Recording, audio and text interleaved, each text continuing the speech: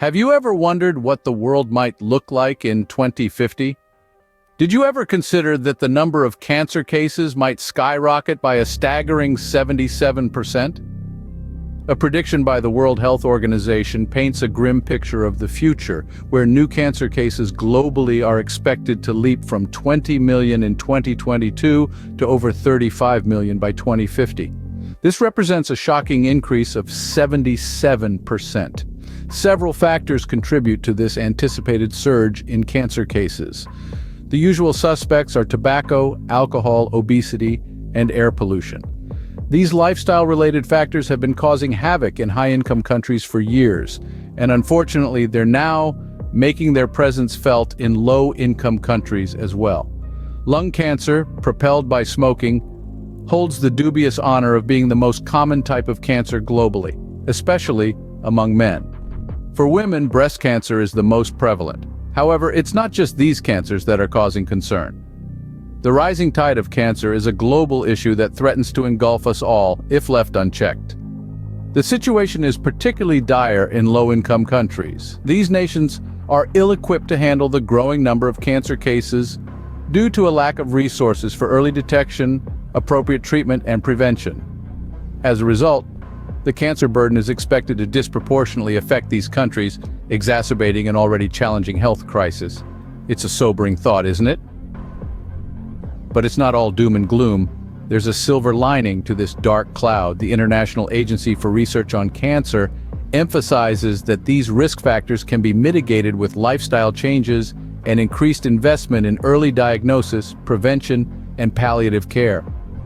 With the burden of cancer expected to disproportionately affect lower-income countries, the need for increased investment in early diagnosis, prevention, and palliative care has never been more critical. As we look towards the future, let's remember that the battle against cancer is far from over. We have the knowledge and we have the tools. It's time to take action. The health of our global community depends on it. Imagine a world where the most common killers are the ones we can prevent. Can you guess what they are? They're in the form of cancers, with lung cancer being the most prevalent among men and breast cancer holding that title among women. These cancers don't appear out of the blue. Their roots often lie in our lifestyles and choices, making them, in many ways, preventable. Lung cancer, the leading cause of cancer deaths worldwide, is primarily driven by the use of tobacco. Picture this. The smoke from a cigarette carries over 7,000 chemicals, many of which are known carcinogens. When inhaled, these chemicals damage our lung cells, and over time, these cells may mutate and develop into cancer. The more you smoke, the higher the risk of developing lung cancer. But it's not just smokers who are at risk. Secondhand smoke can also lead to lung cancer in non-smokers. The link between tobacco use and lung cancer is so strong that it's been dubbed the principal cause of lung cancer. On the other side of the spectrum, we have breast cancer, the most common cancer among women.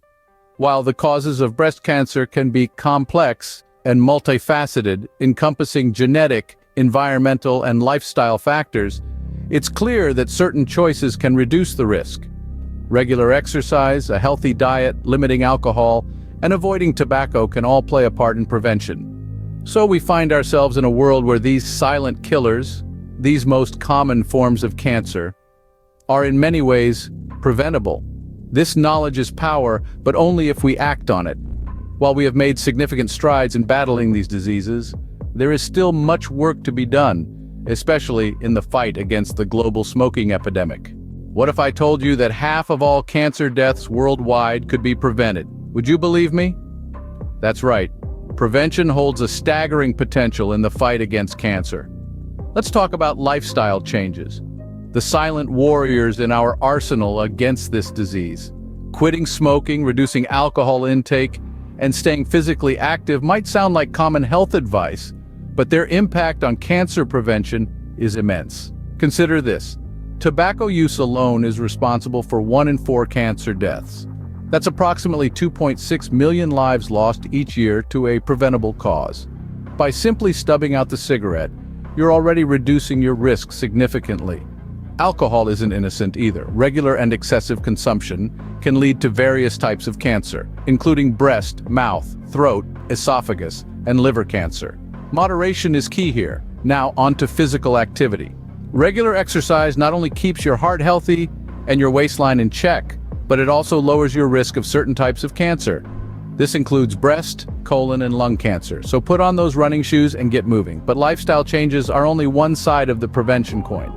Age-appropriate cancer screenings are the other. These screenings can detect cancer in its early stages when it's most treatable. Mammograms for breast cancer, colonoscopies for colorectal cancer, and pap smears for cervical cancer are all examples of effective screening methods.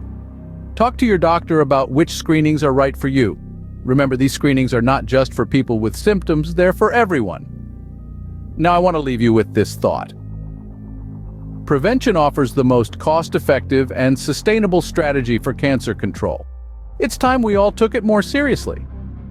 Because in the end, the power to prevent cancer is, to a great extent, in our hands. As we look towards the future, what steps can we take to curb the rising tide of cancer cases? It's clear that we need to amplify our efforts in early detection, prevention, and palliative care. Early detection is pivotal in any battle against cancer. The sooner we can identify the disease, the better the chances of successful treatment and survival. This is particularly true for cancers like breast and lung, where early-stage detection can significantly increase survival rates. But early detection is just part of the solution. Prevention is the key, and prevention starts with lifestyle changes. We need to address the modifiable risk factors that are within our control. This includes reducing tobacco and alcohol use, maintaining a healthy weight, and staying physically active. These changes can go a long way in reducing the risk of developing cancer. For low-income countries, the challenge is even greater. These nations often lack the resources and infrastructure needed for early detection and treatment. This is why it's imperative that we invest in these areas, to ensure that everyone, regardless of where they live, has access to the tools they need to fight cancer. Regular screenings also play a crucial role in cancer control. These screenings can help detect cancer in its earliest stages, when it's most treatable. But as we know, these screenings are often underutilized, especially in low-income countries. That's why we need to continue to advocate for increased access to these life-saving screenings. We need to ensure that everyone has the opportunity to benefit from early detection, regardless of their socioeconomic status. Palliative care is another critical aspect of cancer control. This type of care focuses on providing relief from the symptoms and stress of the illness. The goal is to improve the quality of life for both the patient and the family. Investment in palliative care can make a significant difference in the lives of those battling cancer, enhancing their comfort and dignity during their fight. In the face of these daunting predictions, we have the power to change the narrative. It's time we all took a stand against cancer. So where do we go from here? What choices can we make today that will impact the future of cancer control? As we navigate the rising tide of cancer, we've learned that the silent killers are not always silent. Factors such as tobacco, obesity, and the environment around us play a significant role in the development of cancer. But there's good news. These risk factors can be minimized with lifestyle changes. By quitting smoking, reducing alcohol intake, maintaining a healthy weight, and staying physically active, we can significantly reduce our risk of developing cancer. We've also discovered the power of prevention. Regular screenings and early detection can save lives. In the United States, there are vigorous opportunities for screening with mammography, colonoscopy, and pap smears. Yet these are still often underutilized. It's vital to talk to our doctors to ensure we receive age-appropriate cancer screenings. The future of cancer control depends on our actions today. The World Health Organization predicts a 77% increase in cancer cases by 2050. A startling reality that shouldn't paralyze us with fear, but rather motivate us to act. Increased investment in cancer control initiatives, from early diagnosis to prevention, will be vital in turning the tide. And this is where we come in. Each one of us has a role to play. We can choose to live healthily, to get screened regularly, to support initiatives that further cancer research and improve patient care. We can choose to educate others about the risks of cancer and the importance of a healthy lifestyle. In the end, the choice is ours.